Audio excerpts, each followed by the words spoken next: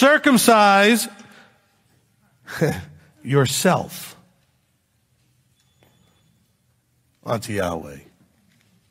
You have to do this. I don't mean the literal circumcision. I'm saying, he says, and take away the foreskins of your hearts. Oh, well, I was always taught that God was going to do all this stuff for me. He's going to send you the shepherds to feed you with the knowledge and understanding on how to do it, if you're willing to listen to them.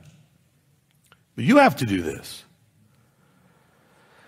The hardest thing I think that there may be to overcome, coming from a Christian background, is the idea that you actually have to do anything.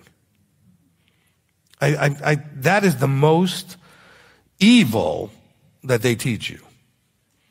Because so many suffer because they think it's all just going to get handed to them. The total disempowerment of people because all the bad stuff the devil did and all the good stuff the Messiah did, so therefore none of it's on you, except the idea that you had to just simply go, I accept that he is. All right, good for you. What did that change? Did that change anything? No. Didn't make your character any better. Didn't make your life any better. Didn't make your relationship with Yahweh any better. Just because you acknowledge he exists. The enemy knows he exists. So congratulations, you and the devil have something in common.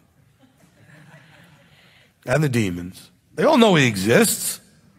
And they know exactly who he is and what he is. That doesn't mean anything. Oh, but I believe. So do they. Big deal. James says what matters is your actions because of your belief. Yahweh says the same thing. Stop backsliding. Do what I said. Keep covenant. How do you keep the covenant? You obey. But you do it in belief, in trust, that doing it will change you from what you are into what he is.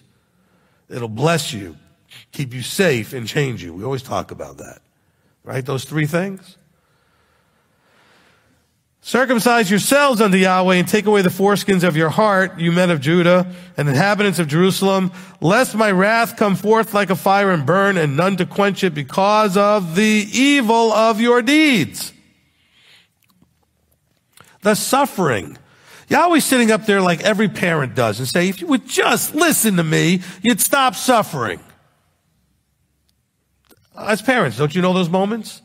You watch your children and you see them doing stuff, and sometimes they're not so young and they're still doing stuff, and you're thinking, if you would just listen, the suffering would stop and you'd start having things go in a better direction.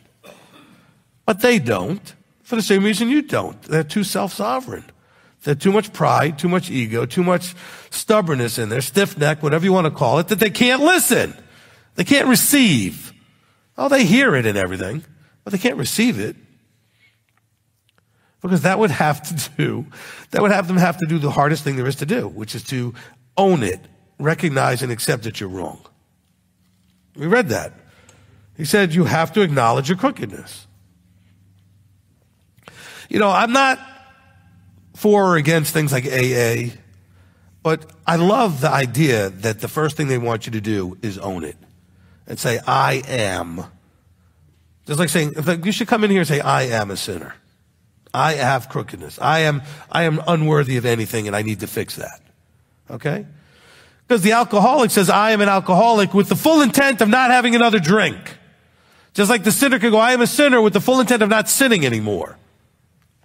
But you got to start off looking yourself in the mirror and knowing what you are. With a commitment not to stay that way. That's really the key, right? Is to make a commitment not to stay that way.